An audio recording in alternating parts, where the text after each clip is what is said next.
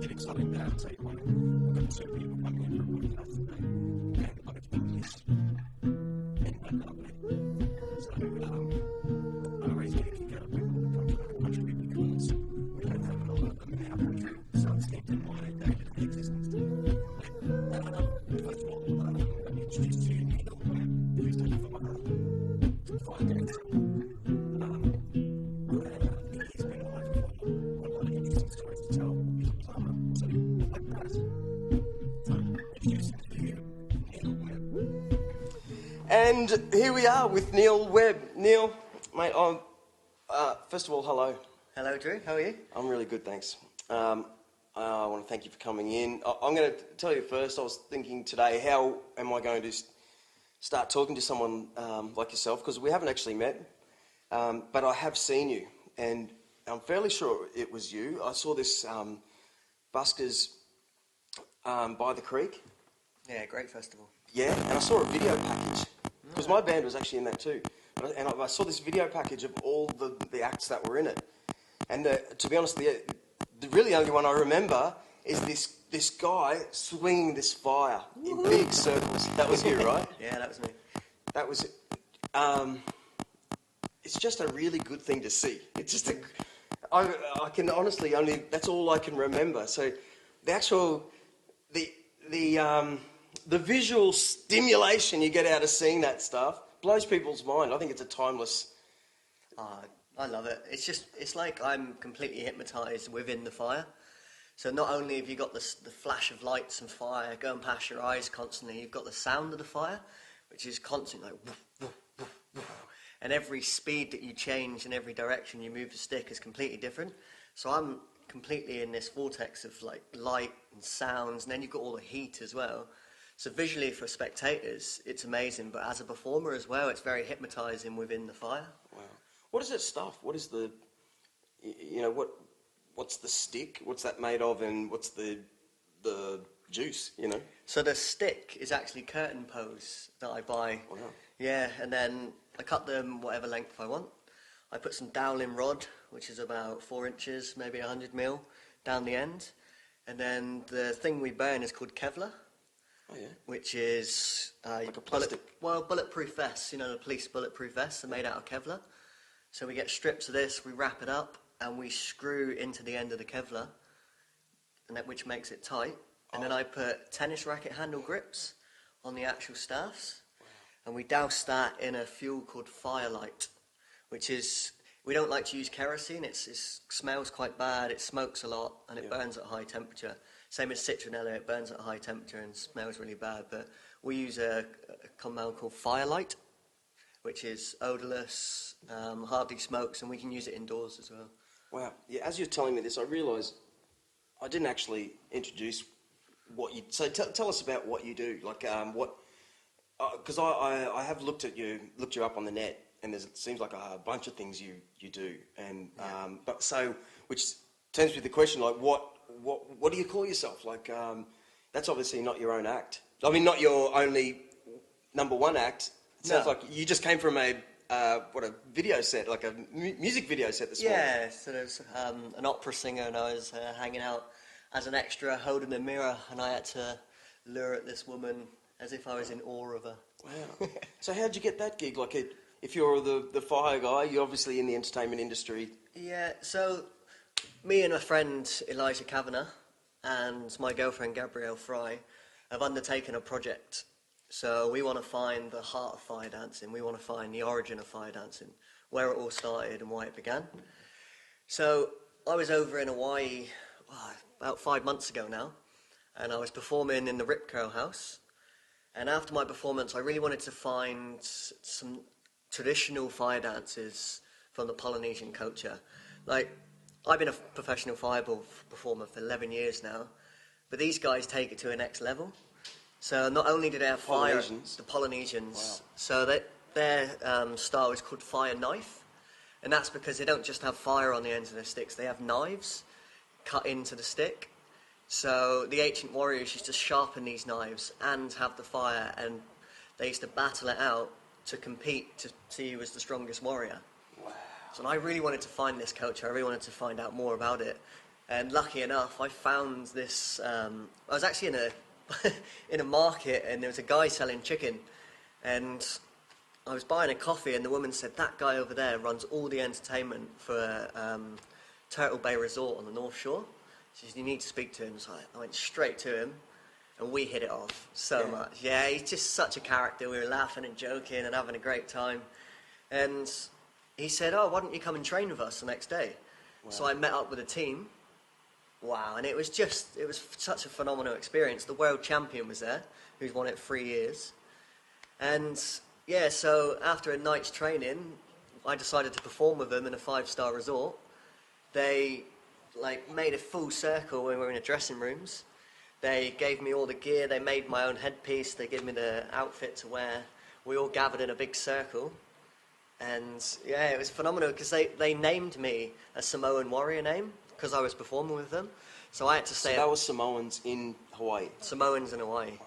So they had to gather around, and they just...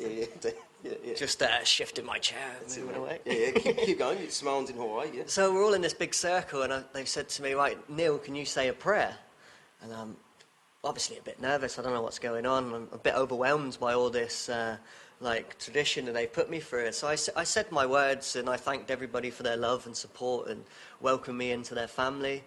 And they gave me a Samoan warrior named Lefefe, which means fearless in Samoan. We all hugged, and then we went straight onto the show. It's a 2-hour show of Polynesian fire knife. There was Maori dancing. There was Maori spear fighting. There was traditional Samoan dance. So all the Polynesian culture, this a full show for 2 hours. Yeah, and it just blew me away, and I made such a good contact with them that I came home and I just wanted to make this documentary. I wanted to make a documentary to the heart of fire dancing. I was only with them a couple of days, and I experienced so much. And I know it would be a fascinating story just to hear all about it, and to show it to the world and show it to others. So when I come home, I got a friend called Elijah Kavanagh. This guy's 22 years old. He's got an album out on iTunes. He was a sound designer, and now he's a videographer, and he's got a studio in Burleigh. And he's phenomenal. He's all self-taught, but if you look at his videography, it's phenomenal. He captures something really, really beautiful every time. He's got a really unique style. He's a Gold Coaster? He's a Gold Coaster. Wow. Yeah, and he lives in Burleigh. He's 22. But, so I thought, right, I need to get this guy. I need to speak to Eli. I need to tell him about the project. We had a meeting, and yeah, he just fell in love with the project. He was keen, so we started a crowdfunding campaign to try and raise money for the documentary. So, yeah, he was doing a music video today. And that's why I come in. So he phones me up and says, "Mate, I need you for be an extra or to do something in a video." So I go and join him. Yeah, of course. Yeah. So are you telling me that fire dancing is originates from the Polynesian Islands? Well, this is the question. Yeah, right. This is the question. So what we want to make is a series.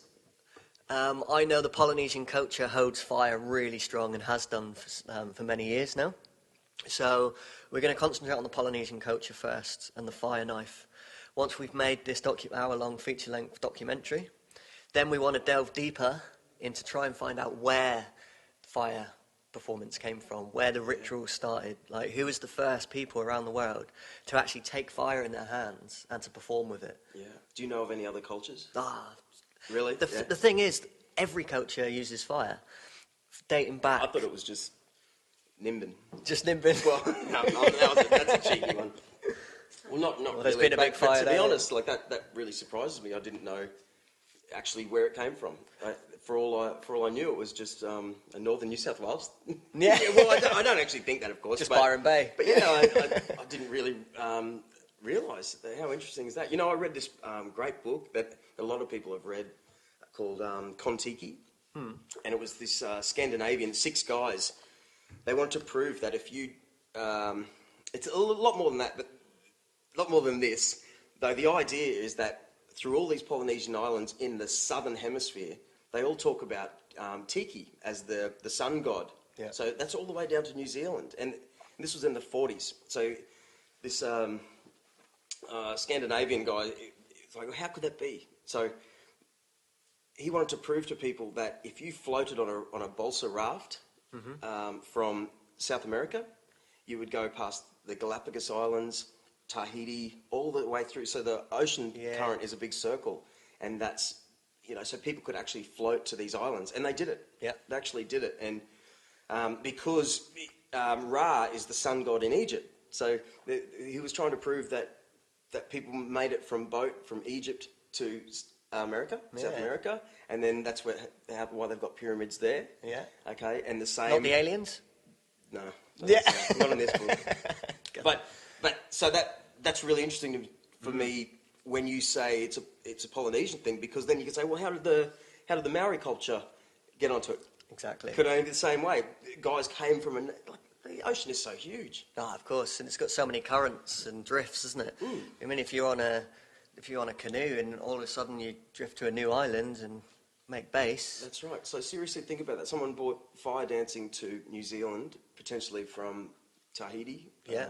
Or Samoa. I think the fire knife originated from Samoa. Okay. And then it spread along the Polynesian islands. Wow. Well, this is what we're trying to find out in the documentary. It would be interesting if there is any of it in Easter Island, because that's where this book first. They were trying to say that the first landing was to go past Easter Island. Right. That's like so if there were any fire, I want to say twirling. Is that disrespectful? What's that? It's not disrespectful because it's quite interesting actually. Every time I go on like the radio or like a TV station, everyone always says, "So Neal, you're a fire twirler," and I always say I leave the twirling to the ballerinas because a twirl is something you do in a dress. I don't know. Maybe it's my Pommy accent or maybe my Pommy views, but I always like to say fire dancing because I like to dance with the fire, not twirl. Yeah, well, it makes more sense. I don't know why we say fire twirling. To be honest, think about it. We've only been watching this for 50 years. You could say it. Yeah. Or, for all I know. So someone has named it fire twirling, Yep. and everyone ran with it. Yeah, I think you exactly. should call it fire dancing because there's a whole culture of it out there. What do the islanders call it? Fire knife dance. Fire knife dance. Do you remember the local dialect? Oh no, I know that it's the Shivavi is the actual stick that they use. Right. So. Interesting. Sounds like a great idea, great reason just to go on the islands. For a start. Man, I'm so places. curious about it. I really am, and they're so welcoming. They're so giving. They're so generous, and I just want to spend time with them and just learn their culture, learn their traditions, and share it with the world. So the Rip Curl, you were in the Rip Curl house. Yeah. So you were obviously putting on a show in the house. No, outside on the beach in front of the house. Oh, wow. Yeah. So we had That's a these. story in itself. Yeah, it's a different story. Yeah. Okay, so I cut you off with my own thought. What's Hawaii like anyway? I've never been there. Yeah, it's beautiful. Yeah. We went to the North Shore, luckily, because city's a city. Like, they're good to visit and they're good to have some fun in, but I think when you get out of the cities and you start getting into the rural areas, then you start meeting the real people. And the North Shore is beautiful. It was everybody kind of had this free will about them. Like, nobody was dressed up. There was no makeup. There was no falseness. It was just everybody was having a great time. Loved surfing. The locals were sharing all their food. We actually lived in an organic farm. So we had an apartment in this organic farm, and the owners used to bring flowers and organic fruit every morning before we wake up at the sunrise. Wow. And then we'd collect that. Then we'd go out for a surf, and we'd go and train with the Samoan fire dancers. And Beautiful. it's just a stunning place. Okay, you're English, yeah? What part of England? Devon. Devon. Southwest. Good sausage. Great sausage. Great pasties. Yeah? Yeah. Tell me, my mum's from Kent. Is she? Yeah, I've never been to Europe actually. So how far is where is Devon? Is it like a bit of a northern accent? No. Devon's right in the far southwest. Oh, is it? So Kent's on the far southeast. Okay. So it's about 3 hours away. Okay. 4 hours. But yeah, Devon's the best place in England, I think. Yeah. Not biased at all. And what have you? Yeah, of course. Have you been out here long in the Gold Coast? We've been here 2.5 years now. Yeah. Yeah, I love it. Right. I think we've come at a really good time. Like, since we've been here, the art, the music, the creativity, festivals, it's all seemed to be happening at the moment. Right. Like everyone says, for the last 2 years, it's really blown up. So I think we've come at a really good time. Wow. There's so many cool things going on all over the Gold Coast. Are you near Cornwall?